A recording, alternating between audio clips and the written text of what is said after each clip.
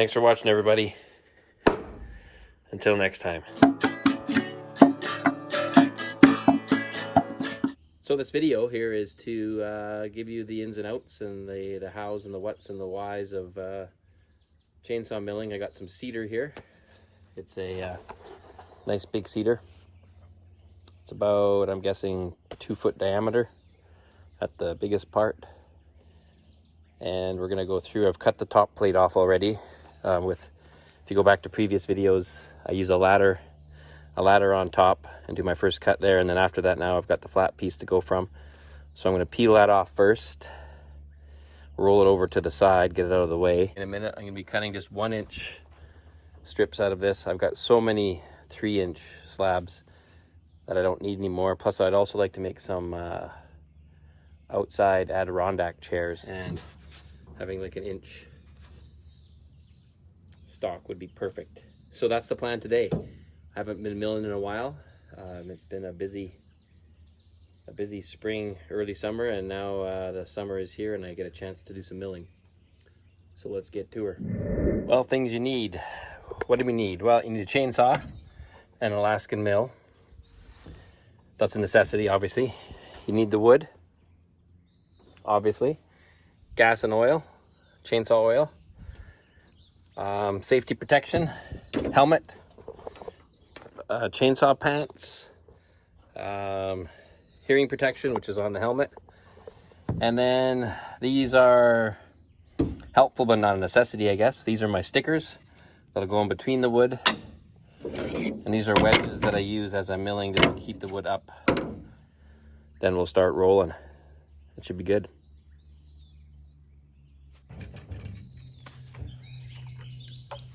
Gas.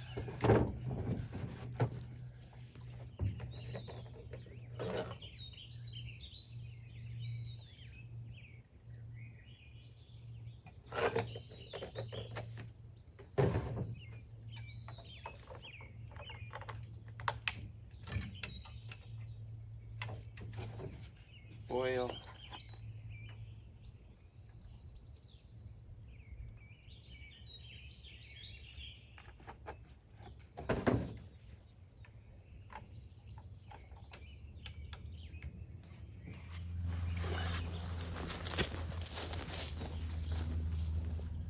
We're gonna peel this off. Maybe I'll throw it over here. A lot lighter than what it was.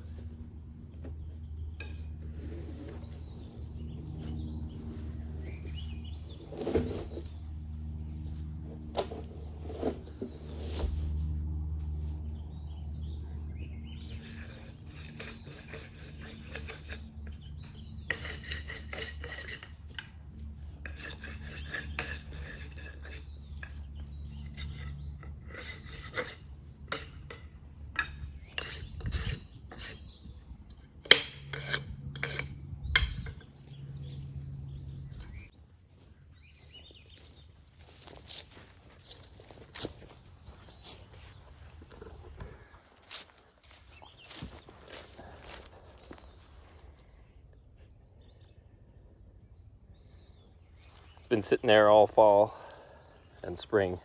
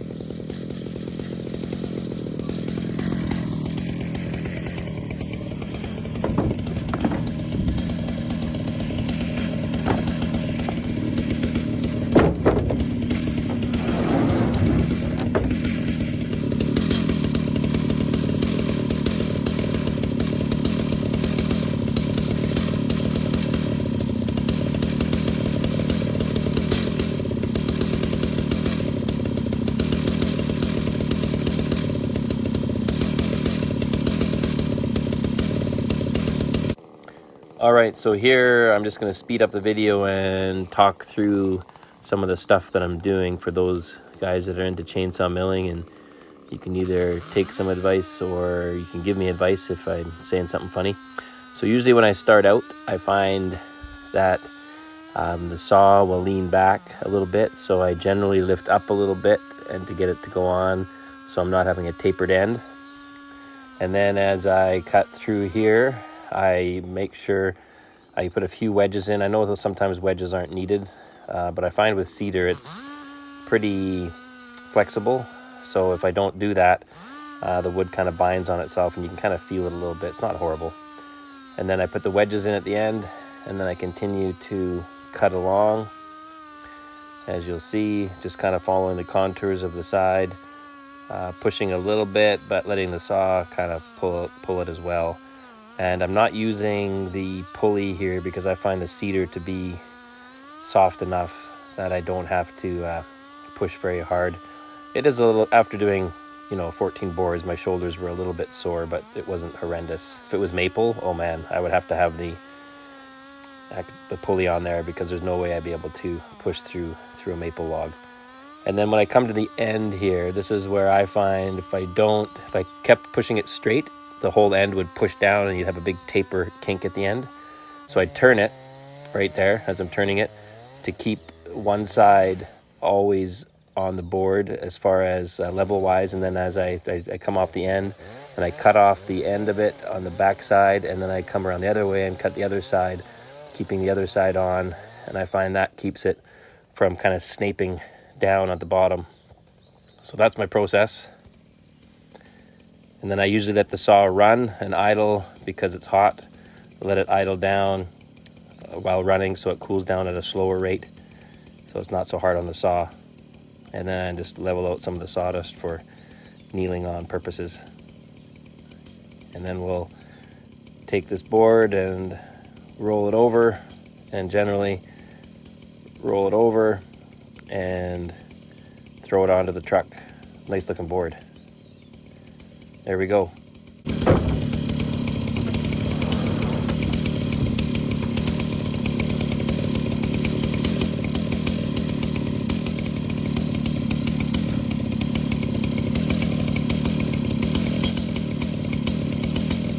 think one reason I do this is just for the reveal of it. Like, look at the grain in that. It's beautiful.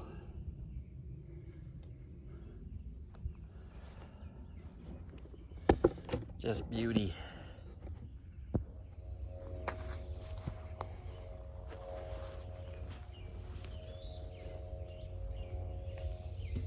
Oh, that's a nice big bench.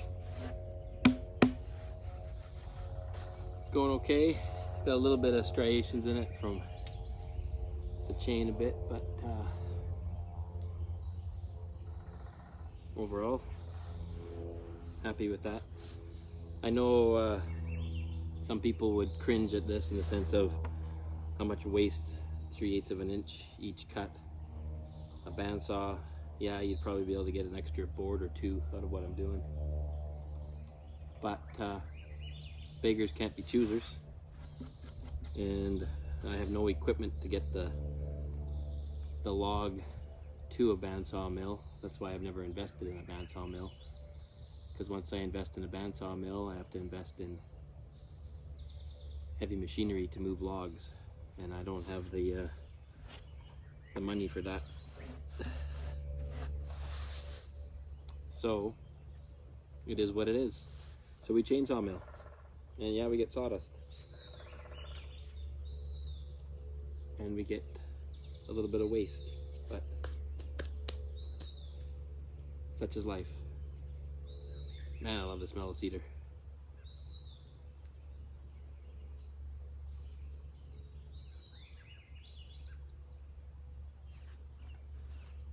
So we'll keep going till we get closer to the bottom, and then we'll lift that up.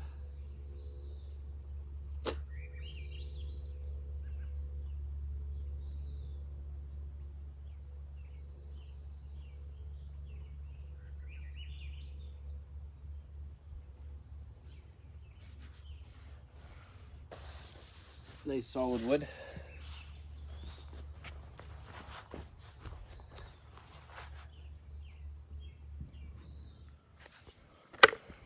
All right, we're getting there. Now we got to raise it up a little bit.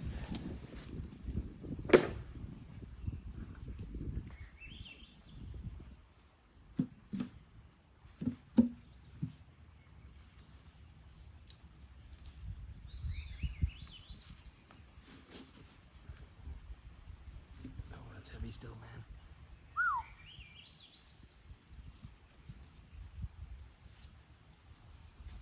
Let's put it onto the top of that. It's heavy. Amazing how heavy that is still.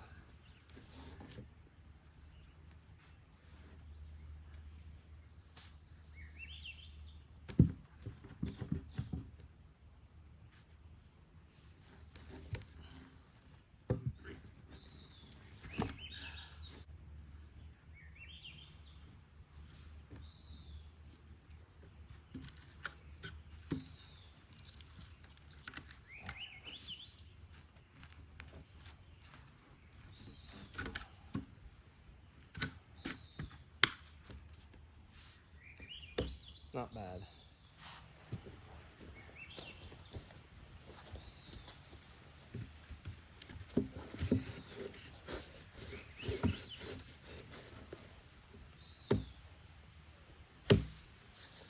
So I don't know if it will saw hit that. Might. No, it should not. That'd be good.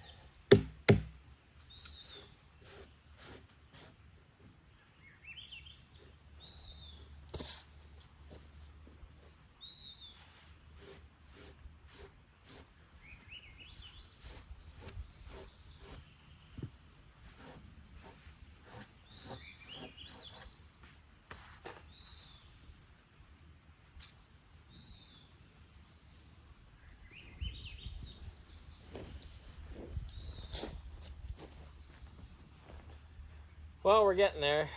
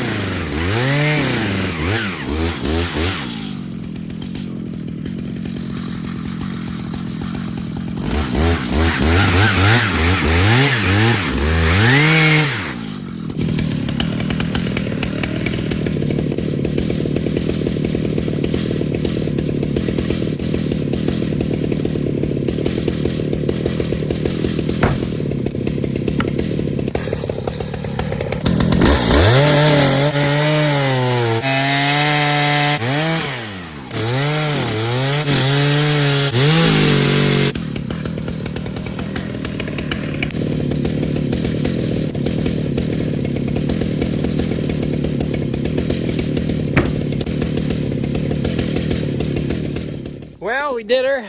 I'm sweaty and hot, but it was fun. And that's the leftover board there. It's gone down to nothing. We get some firewood out of that, firewood out of this one. Here's our boards.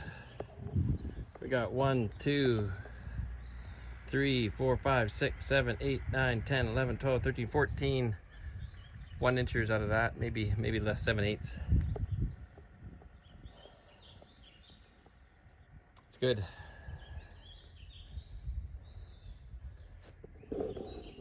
So now we'll clean up this mess here, and we'll go and rip those up into nice boards. There's the main stack. Come over here, cut one side off with the skill saw, and over here we use the table saw to cut our 8-inchers, 6 inches, 4 inches, 2 inches. Here's some 8-inchers here. Works pretty good. So you can watch the process. Homemade little sawmill. Make do with what you got.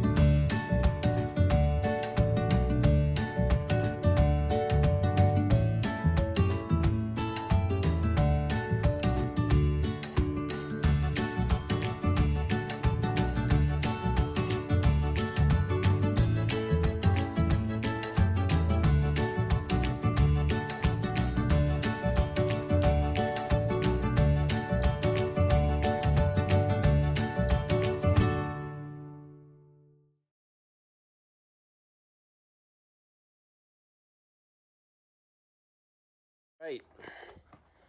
So in the end, we got 1, 2, 3, 4, 5, 6, 7 4-inch ones. 1, 2, 3, 4, 5, 6-inch. 1, 2, 3, 4, 5, 6, 7, 8, 9, 10, 11, 12, 13, 14, 15, 16, 17, 18 8-inchers.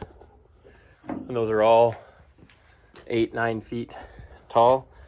And then I got some 2-inch ones, a bunch of those at full length, and a bunch of little stragglers. So that's what comes out of one log. And then a bunch of kindling at the end there. Got to cut that up into pieces for the fireplace. And this is the kindling, all the leftover junk pieces, but that'll be really good cedar kindling for the fire, for the firewood and fireplace this fall and winter. And this is it all stacked up. This is some old 2x4s here. That's from last year. That's what we just did there. So that can now dry. And I got all these stickers in between. These are called stickers. That allows the air to flow through there. And it's nice, we're getting a nice breeze coming in here right now even. And then this just can dry in there. Worked out pretty good, eh? I'm pretty happy. But that's the one log right there.